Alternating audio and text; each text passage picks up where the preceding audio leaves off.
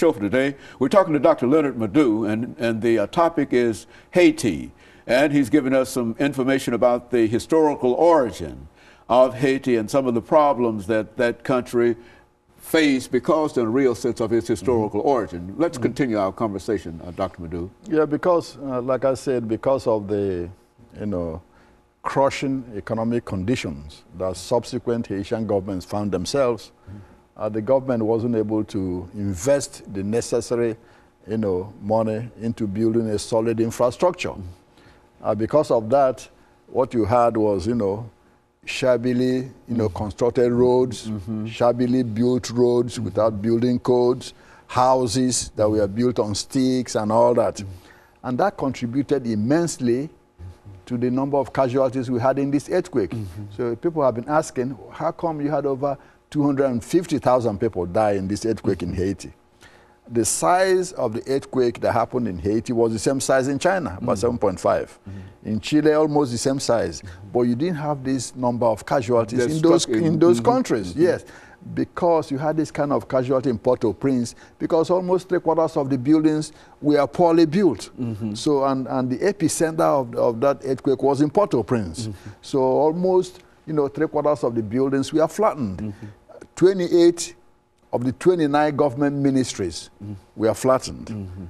17% of the civil servants were wiped out. 3/4 of the hospitals were blown up.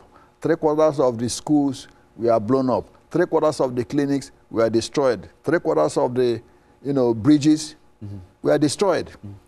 And you're talking about a country that already has almost nothing, Dr. LMadu. Is that what we're saying? Absolutely. To begin with, the National Monetary Fund put the estimate at the financial cost of this earthquake in Haiti to about 7.5 billion. And this is a country that's already in the red. Okay? So added to this, you don't know what to expect. Now, the United States and other countries, have come together to give aid to Haiti for reconstruction. But this is almost over a year. The rubbles are still over there in Port-au-Prince. The schools have not even been rebuilt. The hospitals are still in shambles.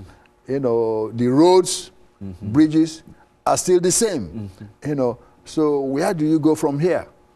Now, you had the elections last year. The elections were inconclusive up till now. In the first round of the election, a lady called Milanda Manega.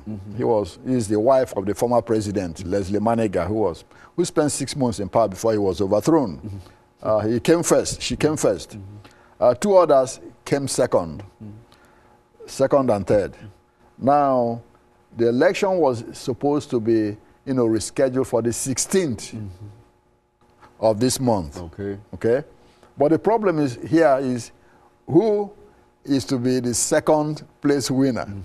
Now, President René Préval supports a man called Celestine, and he wants him to be to run against Miss Manega. But the other guy says, no, it's me. So what is happening now is that the Organization of American States sent a letter to President Préval to ask him to drop the person he's supporting, that's Mr. Celestine, and allow the other, fellow to run against Miss Manega for whom he's going to be president. Well, Préval has considered the letter from the OAS and has handed it over to the Electoral Commission for them and members of, his parliament to study and see who is going to, run, against Miss Manega. Now comes Jean-Claude Duvalier. Duvalier has been in exile since 1986 when he was overthrown. Suddenly he appears. And he is the former governor, the former president of Haiti. Exactly. Here he just appears from nowhere in France, and flew into Port-au-Prince, that he was coming to help in the reconstruction of the country. Now, he was in power since 1971. He came to power when he was 19 years old. When the father died, his father forced his so-called parliament to approve his son as president. So he was in power from 71 to 1986. And what did he do? Nothing, but, kept the former, his father's policies, using his secret police, the Tonton Maquis, to assassinate. Talk about some of his father's policies, because I think he was called Papa Doc. Is that right? Exactly. This other is explain him to us. His father was called Papa Doc, because he was what you call a village doctor. He came to power in 1957, and he came to power based on the ideology of Nourisme, black power. To Western intellectuals, in Africa, it's called the negritude. So he came to power based on that. Don't forget that Haiti is a society that's still polarized between the mulatto elite, so-called, and the majority of black Africans.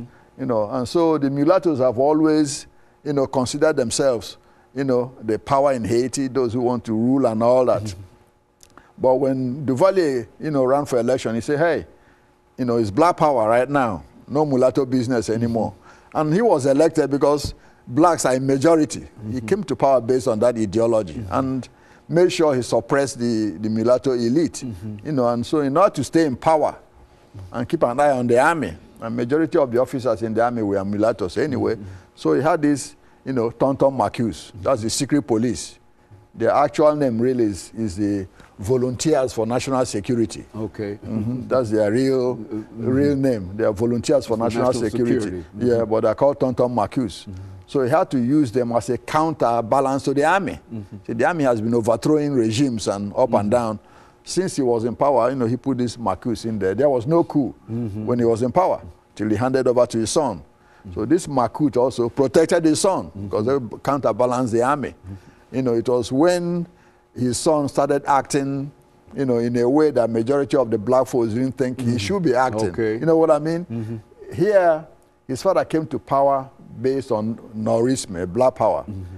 Now, Jean-Claude thought he was secure and went and married a light-skinned lady, Michelle, a lady who wasn't well regarded anyway in Haiti.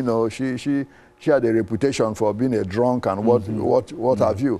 So some of you started turning off those who really backed his father. Dr. Madu, let's stop at this particular point and let's pick up during this final segment at that particular point, and we'll be back with our audience following this. But I think that's quite intriguing, the kind of layout that you're laying for the coming of this individual who himself is the same, almost in the same character of his father, in real sense as far as the Haitian people are concerned. But now he's back, and for whatever reason, he decided that the people needed him. And of course, we'll be back with our audience following this very short commercial break.